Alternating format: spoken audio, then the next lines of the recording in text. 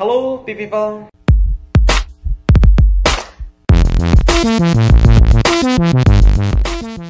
Pada kesempatan kali ini saya ingin berbicara tentang anchor. Jadi dalam dunia terapi ada istilah namanya anchor yang sempat diciptakan dan dipopulerkan oleh Ivan Pavlov. Dia menemukan fenomena ini dari hasil penelitiannya terhadap anjing, yang ternyata fenomena ini pun sering dialami oleh manusia. Jadi anchoring ini kira-kira kurang lebih seperti ini. Pernah nggak sih teman-teman mengalami sebuah fenomena di mana teman-teman dengerin lagu nih, dan tiba-tiba ketika teman-teman dengerin lagu, kok ketika saya dengerin lagu ini saya jadi teringat teman saya ya, atau kok ketika saya mendengarkan lagu ini saya jadi inget pada saat itu saya dikasih sesuatu sama mantan saya pada saat itu. Jadi rasanya itu pengen ketemu dia.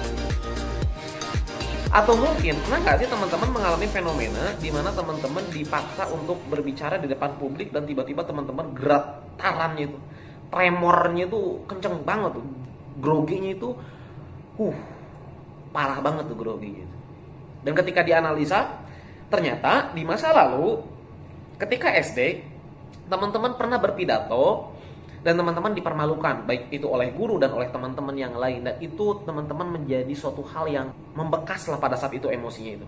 Nah, kira-kira anchoring itu seperti itu teman-teman semua. Jadi anchoring ini adalah sebuah emosi yang muncul pada saat itu, yang pada saat itu menempel terhadap suatu aktivitas yang kita lakukan, sehingga menjadi satu kesatuan. Di kemudian hari, ketika dipicu oleh hal yang mirip pada saat itu, maka perasaannya pun akan naik lagi, akan terasa lagi, bahkan bisa sampai persis intensitasnya itu. Ya contohnya seperti tadi, ketika dulu teman-teman pernah dikasih bunga atau dikasih perhatian lebih, pada saat itu kebetulan ada lagu tuh yang menemani emosi itu muncul, perasaan itu muncul. Nah, lagu ini menjadi pemicu di kemudian hari, sehingga ketika lagu itu diputar beberapa tahun yang akan datang, teman-teman akan teringat lagi sensasi saat teman-teman dikasih bunga atau dikasih sensasi sesuatu tuh, emosi sesuatu tuh oleh orang yang sedang diajak interaksi sama teman-teman semua. Nah, dan bayangkan ketika teman-teman sekarang tahu bahwa dinamika proses kerja pikiran manusia seperti ini, coba bayangkan ketika saat ini teman-teman mengalami perasaan marah terhadap seseorang, kesal terhadap seseorang, kecewa terhadap seseorang. Lalu pada saat itu teman-teman kondisinya adalah lagi dengerin musik juga, atau mungkin kondisinya pada saat itu teman-teman lagi mukul meja sambil marah. Saya nggak suka sama orang ini, saya kesal sama orang ini.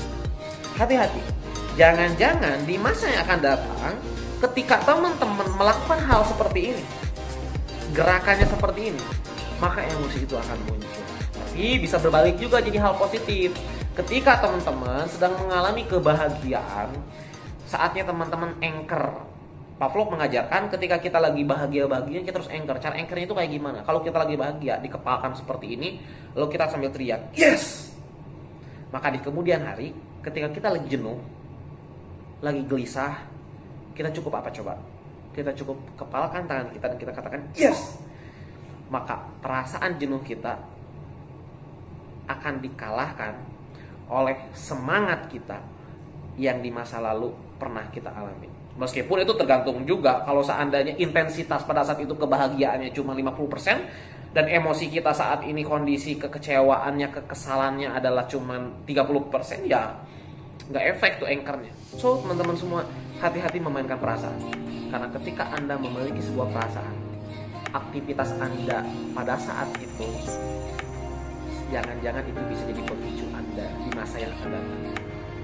Gitu.